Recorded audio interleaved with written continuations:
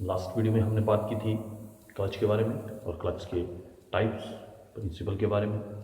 आज हम बात करेंगे जो आपको क्लच के टाइप्स, दो प्रकार के क्लच पिछली बार आपको बताए थे, लास्ट वीडियो मैंने आपको बताए थे, उसको देख के आप पता कर सकते हैं। फ्रिक्शन क्लच और फ्लूइड फ्लाई व्हील या फ्लूइड कपलिंग। आज उसमें हम बात करेंगे फ्रिक्शन क्लच के बारे में। फ्रिक्शन क्लच का काम क्या है? पिछले वीडियो में मैंने आपको क्लच का काम बताया था। क्लच फिट जो होता है वो इंजन और गियर बॉक्स के बीच में फिट होता है और इंजन की पावर को गियर बॉक्स से तोड़ता और जोड़ता है, मेक और ब्रेक करता है। क्लच के द्वारा एक शाफ्ट की पावर को दूसरे शाफ्ट में ट्रांसमिट किया जाता है। आज हम बात करेंगे फ्रिक्शन क्लच की।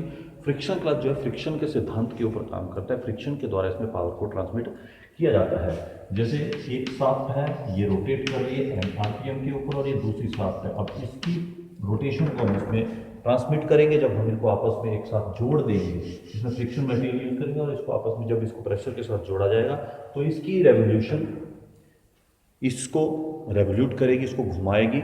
किसके कारण? फ्रिक्शन के कारण। तो ये फ्रिक्शन के सिद्धांत के ऊपर काम करता है। आइए बात करते हैं इसके प्रकार की, फ्रिक्शन क्लच के टाइप्स की।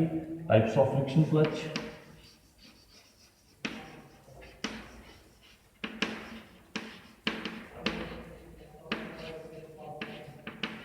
Types of friction clutch. Number 1, dog clutch.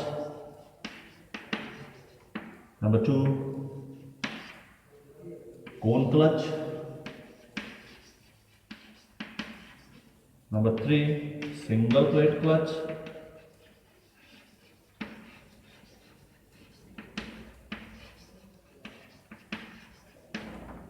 Number 4, multi-plate clutch.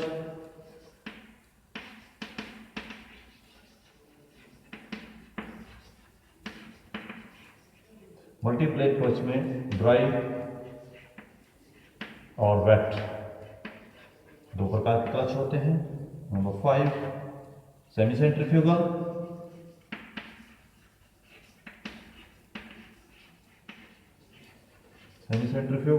और नंबर 6, फुल सेंट्रीफ्यूगल।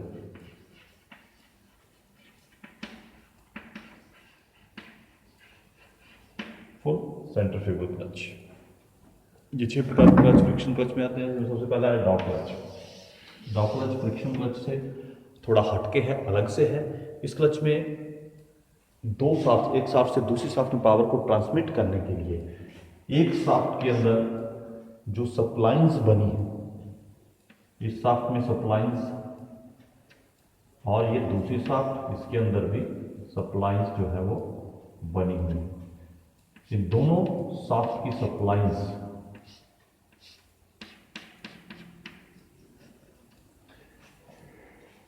एक शाफ्ट इंजन की पावर से चल रही है, मोटर की पावर से, किसी भी चीज़ की पावर से चल रही है और उस पावर को दूसरी शाफ्ट में ट्रांसमिट करना है, तो वहाँ पे क्लच का प्रयोग किया जाता है। तो यहाँ पे जो डॉग क्लच है, यहाँ पे या तो डॉग टीथ बने होंगे या सप्लाइंस बनी होंगी। सप्लाइंस, ये आपकी सप्लाइंस हैं, ये क्लच शाफ्ट है, इसके ऊपर ये सप्लाइंस बनी है। ऐसी सप्लाइंस एक शाफ्ट के ऊपर भी होगी और दूसरी शाफ्ट के ऊपर भी होगी। एक्सटर्नल सप्लाइंस, और ये जो यहाँ पे है इनको डॉग टीथ बोलते हैं। ये गियर है, ये डॉग टीथ है। एक शाफ्ट के ऊपर भी ऐसे ही सप्लाइंस या टीथ बने होंगे और दूसरी शाफ्ट के ऊपर भी ऐसे ही टीथ बने होंगे।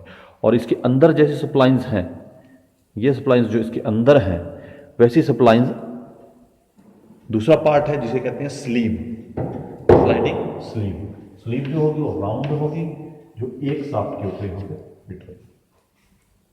और जब हमें दूसरे शाफ्ट में पावर को ट्रांसमिट करना है तो इस स्लीव को आधा एक शाफ्ट के ऊपर और आधा दूसरी शाफ्ट के ऊपर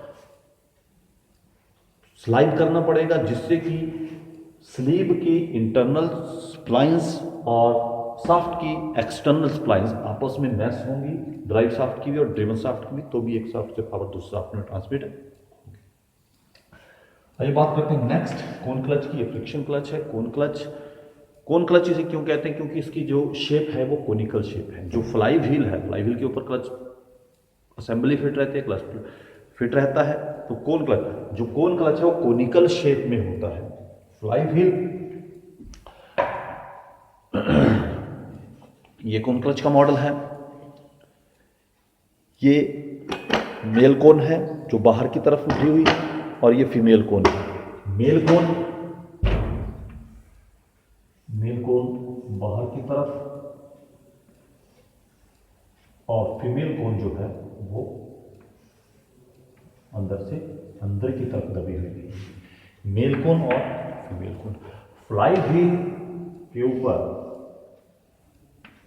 ये कोनिकल शेप बनी रहती है। फ्लाई व्हील के ऊपर एक कोनिकल शेप बन रहेगी, यहां पे फ्रिक्शन मटेरियल और उसके बाहर मेल कोन।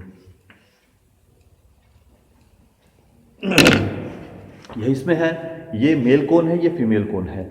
अभी जब मैंने इसको, ये दोनों एक ही पोजीशन पे है, इसमें प्रेशर पड़ा हुआ स्प्रिंग है, ये मेल कोन है, ये फीमेल कोन है, ये साफ्ट अलग है, ये साफ्ट अलग है। मान लो ये इंजन की साफ्ट है, इसके ऊपर मेल कोन लगी हुई है। जब मैं इसको घुमा रहा हूं तो ये पूरी दोनों साफ्ट जो है आपस में बराबर रोटेट कर रही हैं।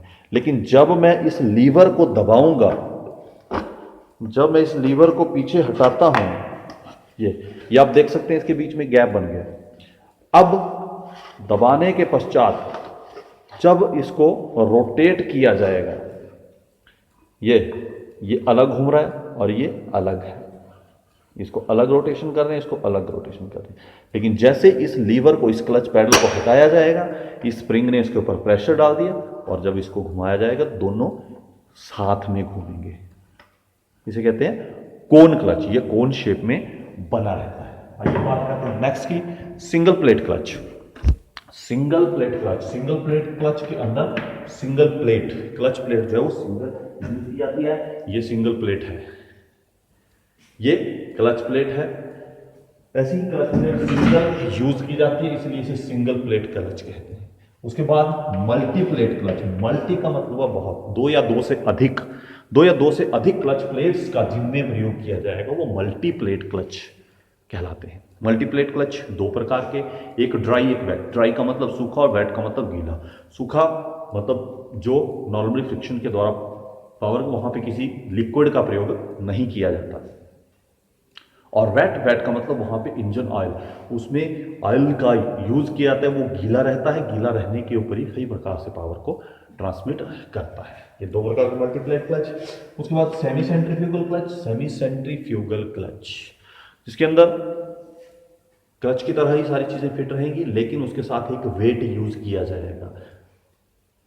स्प्रिंग भी उसमें यूज, सारी चीजें यूज, लेकिन उसके साथ एक वेट यूज किया गया। जब ये रोटेशन करेगा तो वो वेट जो है वो उसको प्रेशर बनाएगा। सेमी सेंट्रीफ्यूगल, कुछ प्रेशर वो वेट उसको देगा ताकि वो क्लच प्लेट के ऊपर पूरी तरह से प्रेशर बना रहे। और लास्ट है आपका फुल सेंट्रीफ्यूगल। फुल सेंट्रीफ्यूगल में वेट ही लगे रहते हैं जो कि प्रेशर के द्वारा क्लच प्लेट के ऊपर दबाव बनाते हैं और पूरी की पूरी पावर ट्रांसमिट होती रहती है। अब हम बात करेंगे सबसे पहले सिंगल प्लेट क्लच के बारे में। सिंगल प्लेट क्लच की डायग्राम यहाँ पे बनाई गई है। सिंगल प्लेट क्लच की डायग्राम में सबसे पहले हम बात करेंगे सिंगल प्लेट क्लच में सिंगल एक क्लच प्लेट का यूज किया जाता है। क्लच असेंबली जो फिट होती है वो कहाँ पे फिट होती है? वो होती है फ्लाई व्हील के ऊपर। तो सबसे पहले हम बात करेंगे इसके मेन पार्ट्स की, कौन कौन से मेन पार्ट्स हैं। सबसे नंबर 1 पे पहला जो पार्ट्स है वो है आपका क्रैंकशाफ्ट। क्रैंकशाफ्ट के ऊपर आपका क्या फिट रहता है? Fly wheel. सबसे पहला पार्ट क्रैंकशाफ्ट और दूसरा पार्ट जो है वो है फ्लाई व्हील। सबसे पहला क्रैंकशाफ्ट और दूसरा फ्लाई व्हील। और तीसरा पार्ट ये जो बीच में ये प्लेट जो यूज की गई है, ये जो प्लेट यहां पे लगी हुई है, ये आपकी है क्लच प्लेट। Clutch plate. और number 4 pressure plate. Pressure plate ये जिसने इसके ऊपर दबाव।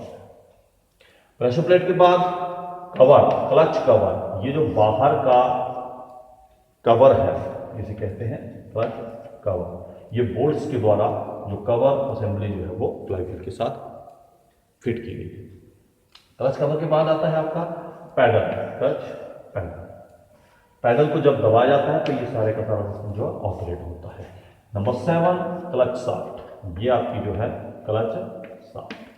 क्लच शाफ्ट के द्वारा यहां से पावर जो है वो गियर बॉक्स के अंदर ट्रांसमिट होती है। क्लच शाफ्ट के बाद रिलीज बेरिंग। ये जो है ये रिलीज बेरिंग है, इसके द्वारा क्लच को एंगेज और डिसएंगेज किया जाता है। आइए बात करते हैं इसकी वर्किंग की। हाँ, इसमें एक पार्ट्स और यहाँ पे प्रेशर प्लेट के ऊपर जिसने दबाव बनाए रखा है वो ये स्प्रिंग या फिंगर रहेगी।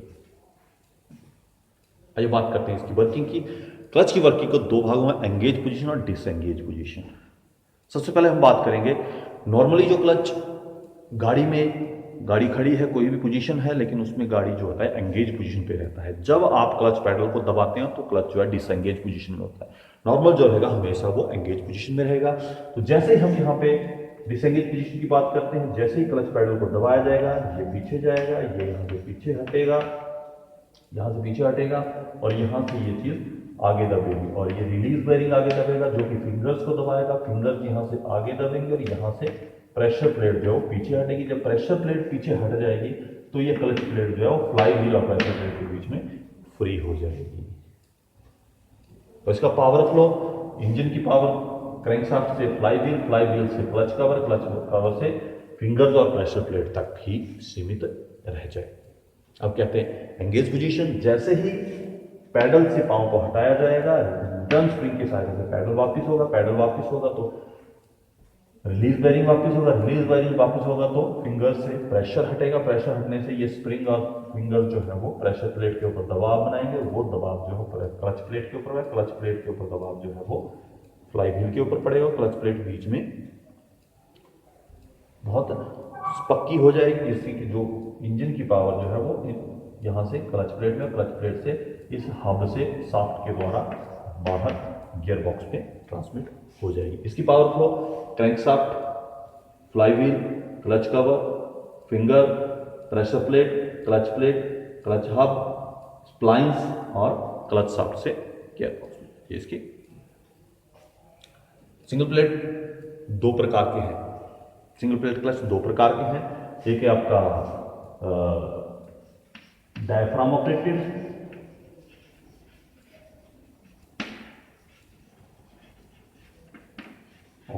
और नंबर 2 फिंगर ऑपरेटेड।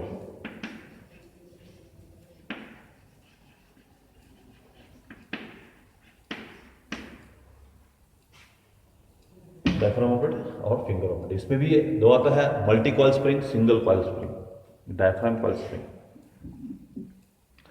आज के लिए इतना ही। नेक्स्ट वीडियो में आपके सामने फिर उपस्थित होऊंगा। Thank you.